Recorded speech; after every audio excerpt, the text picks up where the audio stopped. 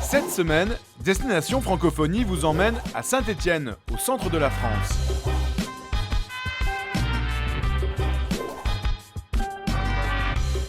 Bonjour, en France quand vous chantez « Allez les Verts, allez les Verts », eh bien tout le monde sait qu'il s'agit de Saint-Étienne. Les Verts, ce sont les joueurs de la mythique équipe de football de cette ville longtemps industrielle avec ses mines de charbon mais qui est devenue aujourd'hui la cité internationale du design. Et c'est à Saint-Étienne que chaque année des dizaines de jeunes japonais viennent passer un camp d'été pour apprendre le français. C'est le cas de Tatsuma. Je vous raconte son mois à Saint-Étienne, le temps de me rendre à l'université, en tramway bien sûr. Tatsuma est un étudiant japonais de Tokyo. Avec d'autres jeunes japonais, il va passer un mois d'été en France à Saint-Étienne. Et cela en totale immersion. Il est accueilli au CILEC, le Centre international de langue et de civilisation de l'Université de Saint-Étienne. Là, il apprend tous les matins le français avec d'autres étudiants étrangers. Le but de ces cours pour ces débutants, ne plus avoir peur de parler français et s'ouvrir à la culture française. L'après-midi, il découvre les beautés touristiques de la région avec les autres étudiants, mais aussi avec sa famille d'accueil. C'est là la grande force de ce programme. Tatsuma vit dans une famille française de Saint-Étienne, partage leur quotidien et échange avec eux en français autour de multiples activités. D'autres étudiants japonais comme Tatsuma participent à ce programme, que ce soit à Saint-Étienne ou à Grenoble. Un programme soutenu par le gouvernement japonais et piloté par l'agence Campus France. Ils étaient 5 la première année et déjà 40 la seconde. Alors pourquoi Saint-Étienne? C'est ce que nous allons voir avec David Gertou, le directeur du CILEC. Saint-Étienne, ce n'est pas forcément la ville carte postale. On n'a pas les monuments parisiens, mais on a autre chose. C'est-à-dire qu'on va leur donner une véritable expérience de la France. Cette France de la province qu'ils ne pourraient pas découvrir par eux-mêmes. À travers ce programme, en étant en famille d'accueil, en étant vraiment couconnés ici un petit peu dans ce centre qui est à taille familiale. Je connais personnellement les étudiants, par exemple, on les accompagne dans les sorties. Ils vont être en véritable immersion, ils vont avoir une expérience unique et un véritable souvenir de la France. Pour Tatsuma, ça va représenter énormément d'activités. Il aura fait des activités sportives, de la voile, du canoë, du vélo, du cheval. Il aura visité les musées les plus importants. Il aura découvert des paysages de vraie nature, les monts du Pilat, qui sont des coins vraiment à découvrir.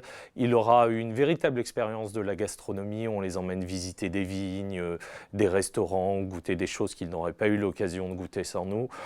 En faire la liste serait très longue. On a aussi une soirée toutes les semaines, soirée internationale où tous les étudiants se retrouvent, partagent un verre, rencontrent des Français. Et puis il y a tout ce qu'il fait avec sa famille. Le week-end, les familles qui accueillent ces étudiants ont été sélectionnées pour leur grande ouverture d'esprit et leur volonté de faire des choses avec les étudiants. Je sais qu'il est parti en voyage avec eux certains week-ends. Il ne s'ennuie pas, Tatsuma. Le public japonais a vraiment besoin d'être accompagné. Il faut quand même s'occuper de lui, le rassurer. Il faut que tout soit très clair, très bien organisé. À partir de ça, il est parfait. C'est vraiment des étudiants qui ont envie d'apprendre le français. Ils sont toujours en classe. Ils viennent à toutes nos activités parce que ce n'est pas obligatoire après tout. S'ils ont envie de faire autre chose, ils peuvent utiliser leur temps différemment. Donc c'est vraiment un public très motivé, très gentil, très assidus et très très curieux. Ils veulent tout essayer et on a vraiment un grand plaisir à les accueillir. À mes yeux, le but du programme, il est double.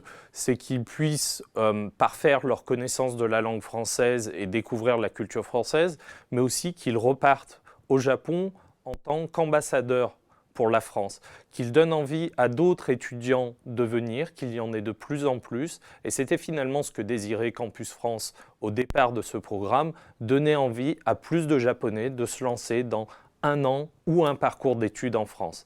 Et je pense qu'on réussit, puisque les étudiants de l'année dernière ont recommandé à certains étudiants de venir, et on voit les camarades de la même université venir après chaque session. Vous voyez, les étudiants étrangers jouent au football et c'est aussi le cas de Tatsuma qui a bien évidemment mis pour l'occasion le maillot vert de Saint-Étienne. Je vais d'ailleurs lui demander ce que ce camp d'été lui a apporté. J'ai beaucoup de cours de conversation. Ma professeure m'aide à expliquer, donc je peux comprendre. J'aime beaucoup de ma famille française m'explique de la cuisine, de culture. Donc je suis très content.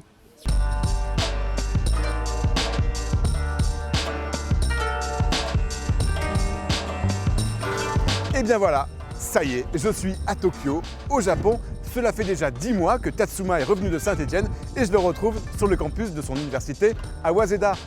Bonjour Tatsuma. Ça fait très longtemps. Salut, comment ça va? Oui, très bien, merci. Et toi? Eh ben ça va. Dis-moi Tatsuma, qu'est-ce que ce séjour en France t'a apporté? J'ai retourné au Japon.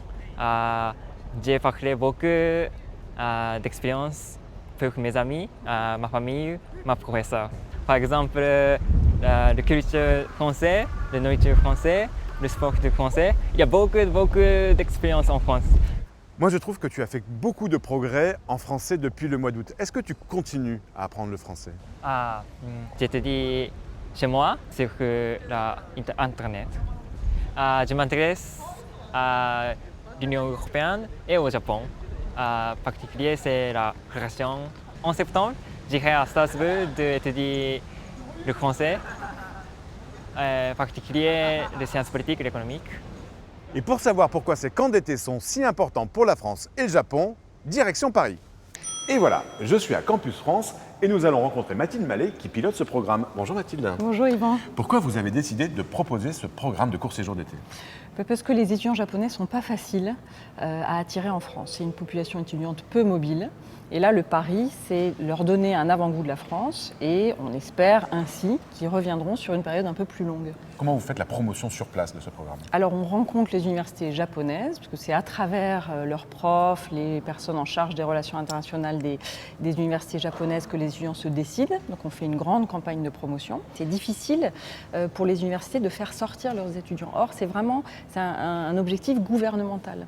Donc, c'est pour ça qu'il y a pas mal d'étudiants qui ont des bourses. Le gouvernement japonais veut inciter les étudiants à aller se frotter un peu à d'autres cultures et aller étudier à l'étranger, apprendre l'anglais, apprendre d'autres langues, etc. Donc l'objectif, c'est de les faire venir sur des séjours classiques, des licences, maîtrises, doctorats.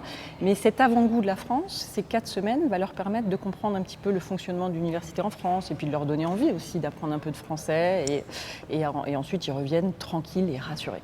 Alors c'est du cliché, mais pour les Japonais c'est très important. L'art de vivre à la française, tout ça c'est des points forts.